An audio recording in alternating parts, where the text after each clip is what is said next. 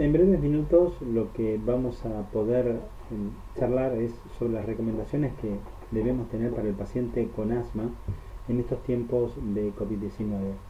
La charla la vamos a estar centrando básicamente en las recomendaciones que ha dado GINA, que es la Iniciativa Global para el Tratamiento del Asma de 2020. El asma ha sido relacionado con un empeoramiento en aquellos pacientes que han sido contagiados con COVID-19 y muchos pacientes preguntan sobre las chances y las posibilidades que tienen de padecer COVID-19 porque se tiene asma o las chances que se tienen que porque se tiene coronavirus de tener una peor evolución por el asma. Entonces muchos preguntan si deben seguir o no con las medicaciones. En definitiva, los pacientes deben continuar con sus tratamientos porque detener el tratamiento incluso con corticoides inhalados o con corticoides por vía oral pueden llevar a empeorar el asma bronquial en sí mismo y no por el COVID-19. Pero si encima tienen un COVID-19 y tienen el asma mal controlado, pueden tener una peor evolución.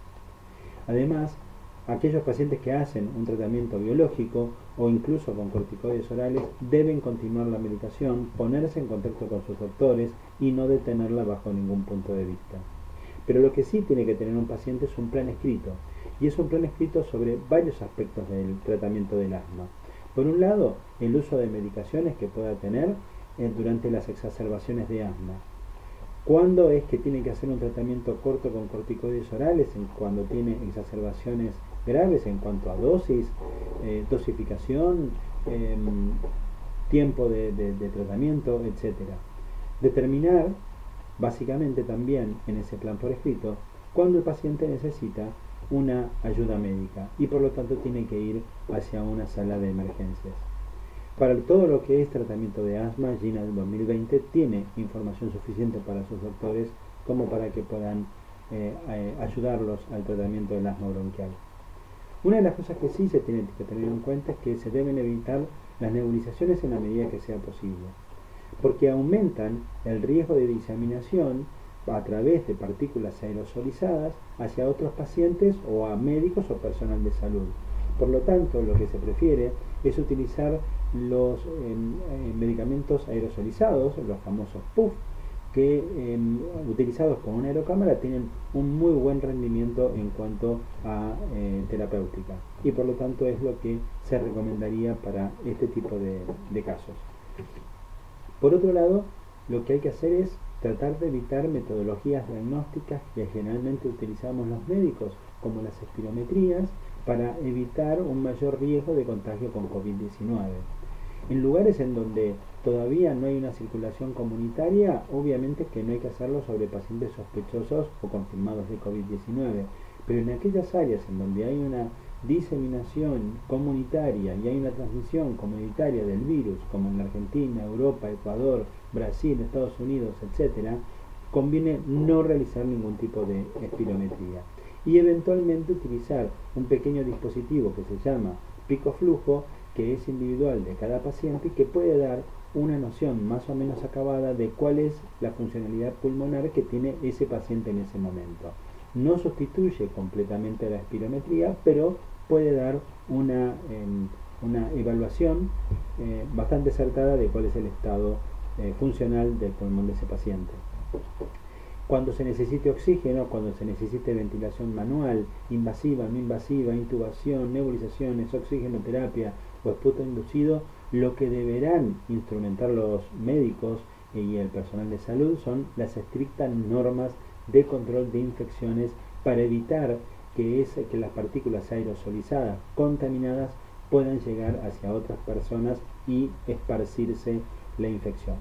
Y por sobre todo, lo que se recomienda es seguir las recomendaciones que hacen los sistemas locales de salud sobre higiene, utilización de equipo de protección y nuevas informaciones que puedan surgir en cada región en particular.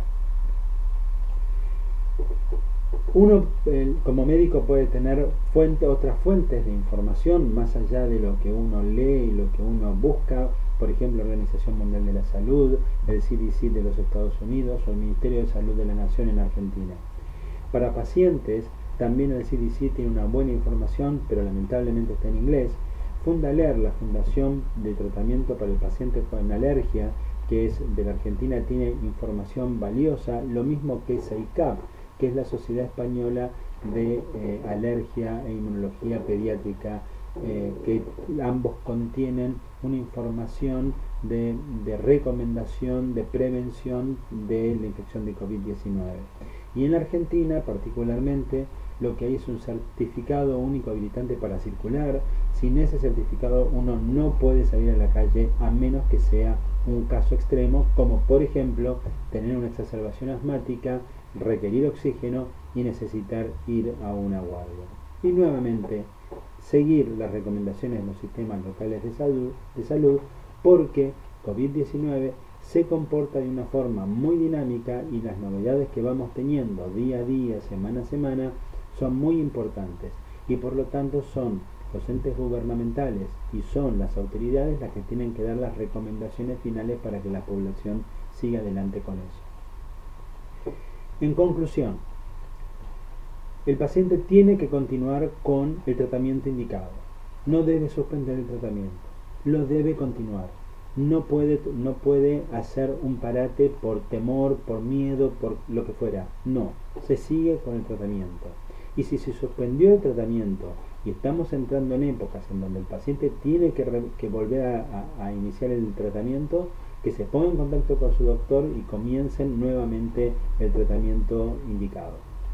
Hay que contar entonces con el plan escrito, fundamentalmente para tratamiento, exacerbaciones y cuando el paciente necesita una sala de emergencia en donde va a estar probablemente expuesto a un riesgo de infección. No nebulizaciones, sí a las aerocámaras, no espirometrías, no esputo inducido, sí al picoflujo. Control por parte del equipo médico cuando haya un requerimiento de uso de oxígeno por parte de un paciente y finalmente buscar la información adecuada y estar informado por los entes reguladores a nivel regional que son los que van a estar dirigiendo los movimientos de la sociedad frente a esta pandemia.